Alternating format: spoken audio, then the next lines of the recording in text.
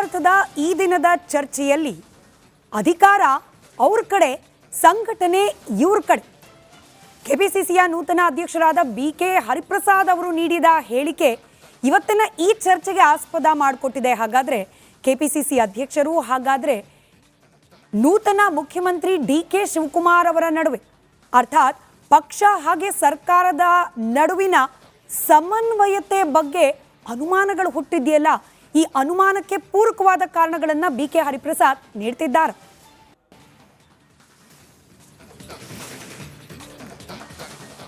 ನಮಸ್ಕಾರ, ಮಹಾಭಾರತ ಚರ್ಚಾ ಕಾರ್ಯಕ್ರಮಕ್ಕೆ ಸ್ವಾಗತ. ನಾನು ಸ್ಮಿತಾ ರಂಗನಾಥ್. ಯಾವುದೇ ಪಕ್ಷ ಅಧಿಕಾರದ ಸ್ಥಾನಕ್ಕೇರಿದ ಸಂದರ್ಭದಲ್ಲಿ ಪಕ್ಷಕ್ಕೂ ಹಾಗೆ ಸರ್ಕಾರಕ್ಕೂ ಸಮನ್ವಯ ಅನ್ನೋದು ಬಹಳ ಮುಖ್ಯ ಆಗತ್ತೆ. ಪಕ್ಷದ ಸಿದ್ಧಾಂತ, ಪಕ್ಷದ ತತ್ವಕ್ಕೆ ಅನುಗುಣವಾಗಿ ಸರ್ಕಾರ ನಡ್ಕೊಳ್ಬೇಕಾಗತ್ತೆ. ಇಲ್ಲಿ ಅಂದರೆ ನಮ್ಮ ರಾಜ್ಯದಲ್ಲಿ ಅಸ್ತಿತ್ವದಲ್ಲಿರುವ ಕಾಂಗ್ರೆಸ್ ನೇತೃತ್ವದ ಸರ್ಕಾರದ್ದು ಕೂಡ ಅದು ಮ್ಯಾಂಡೇಟ್. ಆದರೆ ಎಲ್ಲೋ ಒಂದು ಕಡೆ ಇವತ್ತು ಬಿ.ಕೆ. ಹರಿಪ್ರಸಾದ್ ಅವರು ಕೆಪಿಸಿಸಿ ಅಧ್ಯಕ್ಷರು ಕೊಟ್ಟಿರುವ ಹೇಳಿಕೆಯನ್ನು ಗಮನಿಸ್ತಾ ಇದ್ರೆ, ಪಕ್ಷದ ಸಿದ್ಧಾಂತ ಒಂದು ಕಡೆಯಲ್ಲಿ, ಸರ್ಕಾರದ ಕಾರ್ಯವೈಖರಿ ಒಂದು ಕಡೆಯಲ್ಲಿ, ಒಂದಕ್ಕೊಂದು ಕನೆಕ್ಷನ್ ಇಲ್ಲ. ನೀವು ಅಧಿಕಾರ ಬೇಕು ಅಂತಂದರೆ ಮುಖ್ಯಮಂತ್ರಿ ಹತ್ರ ಹೋಗಿ ಸಂಘಟನೆ ಮಾಡಬೇಕು ಅಂತಿರುವವರು, ಪಕ್ಷಕ್ಕಾಗಿ ದುಡಿಬೇಕು ಅಂತಿರುವವರು ನನ್ನ ಕಡೆ ಬನ್ನಿ ಅಂತ ಹೇಳುವ ಮೂಲಕ ಈ ಸಮನ್ವಯ ಅನ್ನೋದು ಪಕ್ಷ ಹಾಗೆ ಸರ್ಕಾರದ ನಡುವೆ ಮಿಸ್ ಆಗ್ತಾ ಇದೆಯಾ? ಮುಂದಿನ ದಿನಗಳಲ್ಲಿ ಈ ಗ್ಯಾಪ್ ದೊಡ್ಡದಾಗತ್ತಾ? ಅಲ್ಲಿಗೆ ಡಿ.ಕೆ. ಶಿವಕುಮಾರ್ ಅವರ 2 ವರ್ಷದ ಹಾದಿ because of KPCC president B K. Hariprasad ಕಷ್ಟವಾಗ್ತಾ ಹೋಗುತ್ತಾ? ಇಂಥ ಅನೇಕ ಅನುಮಾನಗಳಿಗೆ ಆಸ್ಪದ ಮಾಡಿಕೊಟ್ಟಿದೆ. ಈ ಅನುಮಾನಗಳಿಗೆ ಉತ್ತರವನ್ನು ಕಂಡುಕೊಳ್ಳೋ ಪ್ರಯತ್ನ ಇವತ್ತಿನ ಮಹಾಭಾರತ ಚರ್ಚೆಯಲ್ಲಿ. ಚರ್ಚೆ ಪ್ರಾರಂಭಕ್ಕೆ ಮುಂಚೆ ಈ ಬಗ್ಗೆ ಒಂದು ವರದಿ ನಿಮ್ಮ ಮುಂದೆ.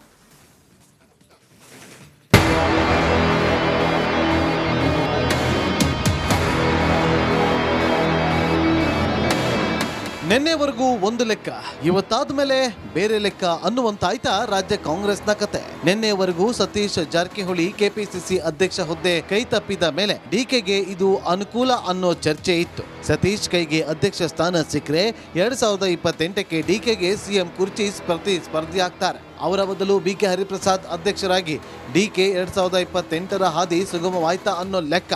ಆದರೆ ಯಾವಾಗ ಬಿ.ಕೆ. ಹರಿಪ್ರಸಾದ್ ಅವರು ಇವತ್ತು ಬೆಳಗ್ಗೆ ಮಾಧ್ಯಮ ಹೇಳಿಕೆ ಕೊಟ್ಟರು, ಸೀನ್ ಚೇಂಜ್ ಆದಂತಿದೆ. ಯಾರ್ಯಾರಿಗೆ ಅಧಿಕಾರ ಬೇಕು, ಸ್ಥಾನಮಾನ ಬೇಕು, ಅವರೆಲ್ಲ ಡಿ.ಕೆ. ಶಿವಕುಮಾರ್ ಅವ್ರ ಜೊತೆಗೆ ಹೋಗಿ ಯಾರು ಕಾಂಗ್ರೆಸ್ ಪಕ್ಷವನ್ನು ಸದೃಢವಾಗಿ ಬೆಳೆಸಬೇಕು, ಸೋನಿಯಾ ಗಾಂಧಿ ಅವರ ಕೈ ಬಲಪಡಿಸಬೇಕು, ಖರ್ಗೆ ಅವರ ಕೈ ಬಲಪಡಿಸಬೇಕು, ಅವರೆಲ್ಲರೂ ಸಹ ನನ್ನ ಜೊತೆ ಬನ್ನಿ ಅಂತ ಇಷ್ಟೇ ನಾನು ಹೇಳೋದೇ ವಿನಃ ಇದರಲ್ಲಿ ಯಾವುದೇ ಬಣ್ಣ ಇಲ್ಲ.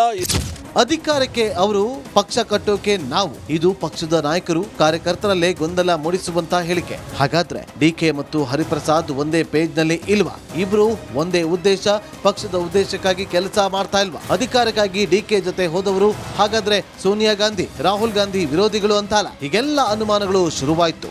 ಯಾವಾಗ ವಿವಾದ ತಮ್ಮ ಪಕ್ಷಕ್ಕೆ ಉಲ್ಟಾ ಹೊಡಿತಾ ಇದೆ ಅನ್ನೋದು ಗೊತ್ತಾಯ್ತು, ವರಸೆ ಬದಲಿಸೋ ಪ್ರಯತ್ನ ಮಾಡಿದ್ದಾರೆ ಕೆಪಿಸಿಸಿ ಅಧ್ಯಕ್ಷರು. ಕೆಲವರು ಬಂದು ನನ್ನ ಹತ್ರ ಅಪ್ಲಿಕೇಶನ್ ಕೊಡ್ತಾರೆ, ನಮ್ಗೆ ಅದು ಮಾಡಿ ಇದು ಮಾಡಿ ಅಂತ. ಅದೆಲ್ಲ ಮಾಡೋದು ಮುಖ್ಯಮಂತ್ರಿಗಳು, ಪಕ್ಷದ ವಿಚಾರದಲ್ಲಿ ನಾನು ಮಾಡೋದು ಅಂತ ಹೇಳಿರ್ತಕ್ಕಂಥದ್ದು. ಅಧಿಕಾರದಲ್ಲಿದ್ದಾಗ ಪಕ್ಷ ಹಾಗೂ ಸರ್ಕಾರದ ನಡುವೆ ಸಮನ್ವಯ ಅತ್ಯಂತ ಮುಖ್ಯ. ಹೀಗಿರುವಾಗ ಹಿರಿಯರು, ರಾಜಕೀಯ ಅನುಭವಸ್ಥರು ಆಗಿರುವ ಬಿ.ಕೆ. ಹರಿಪ್ರಸಾದ್ ಅವರಿಂದ ಬಂದ ಮಾತು ಮುಖ್ಯಮಂತ್ರಿ ಡಿ.ಕೆ. ಶಿವಕುಮಾರ್ ಹಾಗೂ ಕೆಪಿಸಿಸಿ ಅಧ್ಯಕ್ಷರ ನಡುವಿನ ಸಮನ್ವಯತೆಯನ್ನ ಪ್ರಶ್ನೆ ಮಾಡುವಂತೆ ಮಾಡ್ತಾ ಇದೆ. 2028ರ ಹಾದಿಯಲ್ಲ, ಡಿ.ಕೆ. ಶಿವಕುಮಾರ್ ಅವರಿಗೆ 2028ರವರೆಗಿನ ಹಾದಿಯೇ ಕಷ್ಟಕರವಾಗುತ್ತಾ ಅನ್ನೋ ಪ್ರಶ್ನೆ ಮೂಡಿಸ್ತಾ ಇದೆ.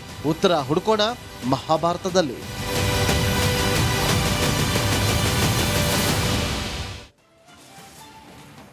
ಚರ್ಚೆ ಪ್ರಾರಂಭಕ್ಕೆ ಮುಂಚೆ ವೀಕ್ಷಕರೇ, ನಿಮಗೆ ಗೊತ್ತಿದೆ ಮಹಾಭಾರತ ಚರ್ಚಾ ಕಾರ್ಯಕ್ರಮದ ಜನಾಭಿಪ್ರಾಯ ವೇದಿಕೆ ನಿಮಗಾಗಿ ಮುಕ್ತವಿದೆ. ಡಿ.ಕೆ. ಶಿವಕುಮಾರ್ ಅವರು ಹಾಗೆ ಬಿ.ಕೆ. ಹರಿಪ್ರಸಾದ್ ಅವರು, ಡಿ.ಕೆ. ಬಿ.ಕೆ. ಈ ಕಾಂಬಿನೇಷನ್ ನಡುವಿನ ಸಮನ್ವಯತೆ ಇನ್ನಷ್ಟು ಗಟ್ಟಿ ಆಗಬೇಕಾ? 2028ರ ಚುನಾವಣೆವರೆಗೂ, ಅಂದರೆ ಸರ್ಕಾರದ ಈ 2 ವರ್ಷದ ಅವಧಿವರೆಗೂ ಕೂಡ ಈ ಸಮನ್ವಯತೆ ಅನ್ನೋದು ಗಟ್ಟಿಯಾಗಿ ಉಳಿಯುತ್ತೆ ಅನ್ನೋ ವಿಶ್ವಾಸ ನಿಮಗೆ ಕಂಡು ಬರ್ತಾ ಇದೆಯಾ? ಇದ್ರ ಬಗ್ಗೆ ನಿಮ್ಮ ಅಭಿಪ್ರಾಯಗಳನ್ನು ಅಥವಾ ಈ ಬಗ್ಗೆ ಪ್ರಶ್ನೆಯನ್ನು ನಮ್ಮ ಜೊತೆಯಲ್ಲಿ ಹಂಚ್ಕೊಳ್ಬೋದು. ಸ್ಕ್ರೀನ್ನ ಕೆಳಭಾಗದಲ್ಲಿ ದೂರವಾಣಿ ಸಂಖ್ಯೆಗಳು ಡಿಸ್ಪ್ಲೇ ಆಗ್ತಾ ಇದೆ. ವಾಟ್ಸಪ್ ನಂಬರ್ ಹಾಗೆ ಟ್ವಿಟರ್ ಅಥವಾ ಎಕ್ಸ್ ಖಾತೆಯ ಡೀಟೇಲ್ಸ್ ಕೂಡ ಇದೆ.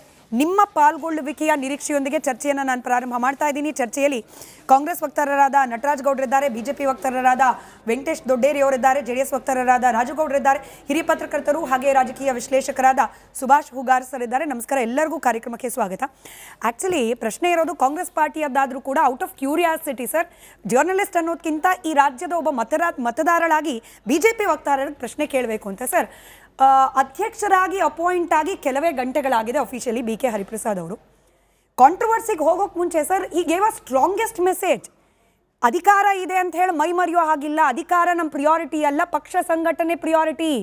ನೀವು ಬರೀ ಅಧಿಕಾರದ ಹಿಂದೆ ಹೋಗ್ತಾ ಇದ್ರೆ ಐ ವಿಲ್ ಬಿ ವಾಚಿಂಗ್, ಸಂಘಟನೆಗೂ ಕೂಡ ನಿಮ್ಮ ಸಾಥ್ ಬೇಕು ಅಂತ ಹೇಳಿ ಬಿ ಕೆ ಹರಿಪ್ರಸಾದ್ ಅವರು ಸ್ಟ್ರಾಂಗ್ ಮೆಸೇಜ್ ಪಾಸ್ ಮಾಡಿದ್ದಾರೆ. I am very sorry to say this sir.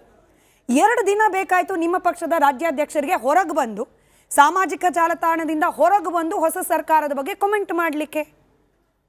Dodderi sir ನೋಡಿ, ನಮ್ಮ ಅಧ್ಯಕ್ಷರು ಕೂಡಲೇ ಅದಕ್ಕೆ ರಿಯಾಕ್ಟ್ ಮಾಡಿದ್ದಾರೆ. ನಮ್ಮ ಪಕ್ಷ ಯಾವಾಗಲೂ ಕೂಡ ಸದಾ ಈ ಒಂದು ಅಂಶಗಳನ್ನು ಗಮನಿಸ್ತಾ ಇರ್ತದೆ ಮತ್ತು ಅದಕ್ಕೆ ರಿಯಾಕ್ಷನ್ ಮಾಡಿದ್ದಾರೆ.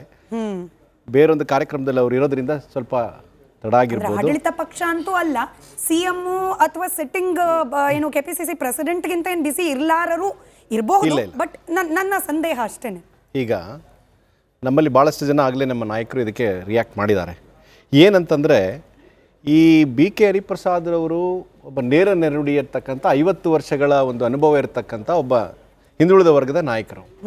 ಅದೇ ರೀತಿ ಮಾನ್ಯ ಡಿ ಕೆ ಶಿವಕುಮಾರ್ ಅವರು ನೇರ ನುಡಿಯಾದಂಥ ಹೊಂದಿರತಕ್ಕಂಥ ಒಬ್ಬ ನಾಯಕರು, ಇಬ್ಬರು ಕಾಂಗ್ರೆಸ್ನವರು. ಅದೇ ಸಮಸ್ಯೆ ಆಗಿರೋದು ಇವತ್ತು.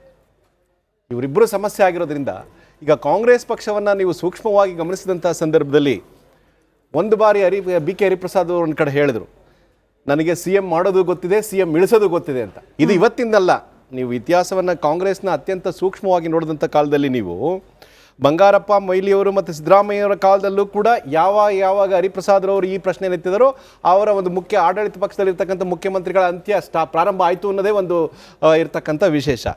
ನಮ್ಮಲ್ಲಿ ಇವತ್ತು ಒದ್ದು ಕಿತ್ಕೋಬೇಕು ಅಧಿಕಾರ ಅಂತ ಹೇಳೋ ಮುಖ್ಯಮಂತ್ರಿ ಒಂದು ಕಡೆ ಇದ್ದರೆ, ಒಂದು ಪತ್ರಿಕೆಗೆ ಬೀಗ ಹಾಕುವಂಥ ಒಂದು ಅಧ್ಯಕ್ಷ ಒಂದು ಕಡೆ. ಇವರಿಬ್ಬರು ಎಂದೂ ಸಂಧಿಸದ ಸಮಾನಾಂತರ ರೇಖೆಗಳು ಅಂತ ನಾನು ಅದ್ರ ಭಾವಿಸ್ತೇನೆ. ಪ್ಯಾರಲಲ್ ಆಗಿರ್ತಾರೆ ಇವರು.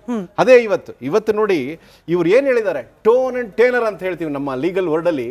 ದ ವೇ ಈ ಎಕ್ಸ್ಪ್ರೆಸ್, ಯಾರು ಕೂಡ ಯಾರಿಗೆ ಅಧಿಕಾರ ಬೇಕು, ನೀವು ಡಿ ಕೆ ಶಿವಕುಮಾರ್ ಹತ್ರ ಹೋಗಿ, ಯಾರು ಬೇಕು ನನ್ನ ಹತ್ರ ಬನ್ನಿ, ಆ ಟೋನ್ ಇದೆಯಲ್ಲ, ಟೋನ್ ಇಟ್ ಸೆಲ್ಫ್ ನಿಮಗೆ ಗೊತ್ತಾಗುತ್ತೆ ಇವರಿಬ್ಬರು ಒಂದೇ ದಾಟಿಲಿಲ್ಲ ಅಂತ, ಒಂದೇ ಸಮತೋಲನದಲ್ಲಿಲ್ಲ. ಇದು ಸಮನ್ವಯ ಮಾಡ್ಬೇಕಂತ ಪಕ್ಷ ಮತ್ತು ಸರ್ಕಾರದ ನಡುವೆ ಸಮನ್ವಯ ಇರಲಿ ಅಂತ ಹೇಳಿ ಮಾಡಿರ್ತಕ್ಕಂಥದ್ದು. ಆದರೆ ಇವರಿಬ್ಬರಲ್ಲಿ ಯಾವುದೇ ಒಂದು ಇದಿರಲಿಲ್ಲ. ಒಂದು ಮಾತನ್ನ ನಾನು ನಿಮ್ಗೆ ಹೇಳ್ತೇನೆ, ಮಾನ್ಯ ಹರಿಪ್ರಸಾದ್ ಅವರು ಒಂದು ಚಾನಲ್ನಲ್ಲಿ ಒಂದು ಪಬ್ಲಿಕ್ ಇಂಟರ್ವ್ಯೂ ಕೊಡೋ ಸಂದರ್ಭದಲ್ಲಿ ಹೇಳಿದ್ರು, ಡಿ ಕೆ ಶಿವಕುಮಾರ್ ಅವ್ರು ಯಾರ ಮಾತು ಕೇಳೋನಲ್ಲ, ಅವ್ನ ಮಾತು ಕೇಳೋದು ಕವಡೆ ಕಾಸು ಹೇಳಿಸೋರ್ನ.